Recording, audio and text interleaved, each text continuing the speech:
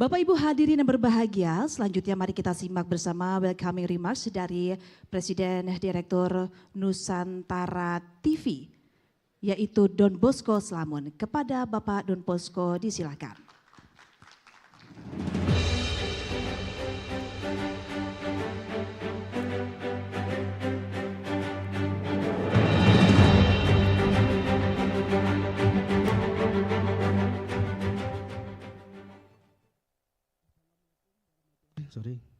Assalamualaikum warahmatullahi wabarakatuh. Salam sejahtera untuk kita semua. Yang kami hormati dan kami banggakan, founder sekaligus Presiden Komisaris Antikorps, Bapak Dr. Insinyur Nurdin Tampubolon. Tepuk tangan. Dan yang saya hormati para pembicara, yang saya tidak bisa sebutkan satu persatu. Lalu teman-teman, Bapak Ibu yang hadir, secara khusus saya sebutkan teman setia kami, Pak Yahya dari CBF, Ketum CBF yang kemudian bawa teman-teman untuk hadir di tempat ini. Terima kasih atas kehadirannya. Ini gara-gara Donald Trump kita bisa kumpul di sini. Tidak ada hujan, tidak ada angin, tanggal 2 April yang lalu langsung pasang tarif. Perang tarif kemudian yang terjadi, Pak Herman, Pak Beni pasti tahu persis akibat dari perang tarif ini. Kita semua kelimpungan, lalu kemudian global juga punya reaksi macam-macam terhadap kebijakan Trump. Bahkan secara domestik juga ada reaksi terhadap kebijakan Donald Trump. Yang kemudian kita tahu adalah Donald Trump menunda dan memberi waktu 90 hari untuk negosiasi lebih lanjut. Dan sekarang yang menjadi menarik adalah bahwa kebijakan itu menimbulkan perang dagang antara China dan Amerika.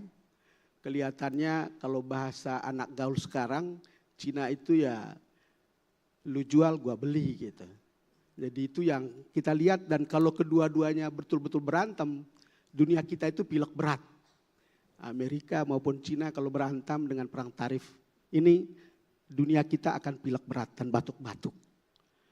Jadi kita berharap kita akan mendapatkan gambaran penyelesaian, atau paling tidak dengan berkumpul kita di sini, kita akan dapatkan gambaran, gagasan, pikiran tentang apa yang terjadi di belakang ini dan kemana dunia ekspor impor kita akan berjalan, entah global maupun multilateral maupun bilateral.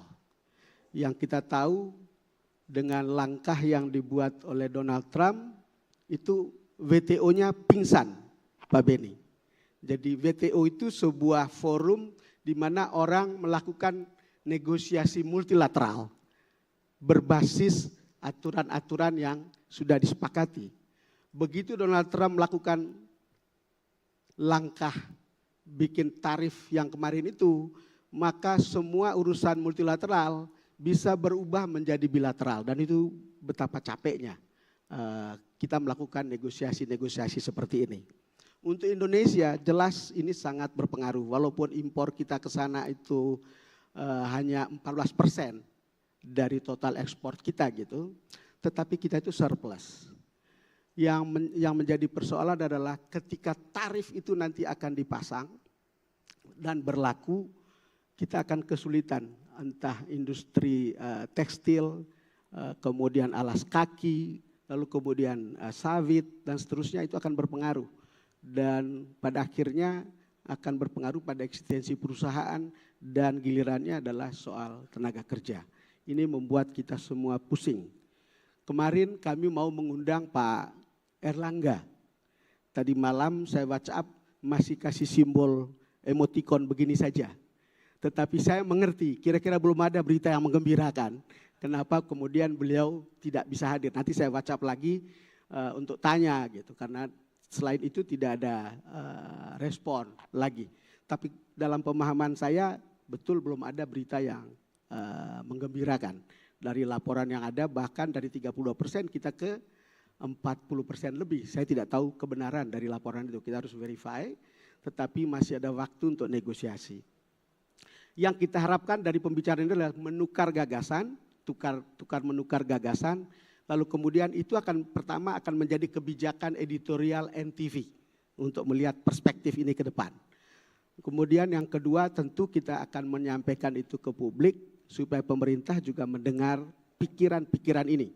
Dan saya sangat yakin orang atau teman-teman atau bapak ibu yang menyampaikan gagasan atau pikiran adalah orang-orang yang bermain di lapangan. Jadi orang-orang yang tidak hanya kalau kata orang sekarang omon-omon gitu. Jadi orang yang betul-betul berkecimpung di lapangan, berkeringat di lapangan dan mengalami situasi ini secara langsung.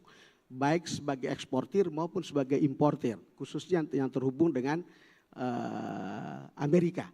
Saya yakin hal-hal ini akan sangat produktif, akan sangat berguna dan akan sangat insightful untuk kita semua yang hadir di sini. Sekali lagi terima kasih kepada pembicara, terima kasih kepada Bapak dan Ibu yang hadir, dan teramat khusus terima kasih kepada Pak, kami punya founder dan Presiden Komisaris Bapak Nurdin Tampu-Bolon yang memungkinkan hal ini bisa berlangsung. Demikian dari saya. Assalamualaikum warahmatullahi wabarakatuh.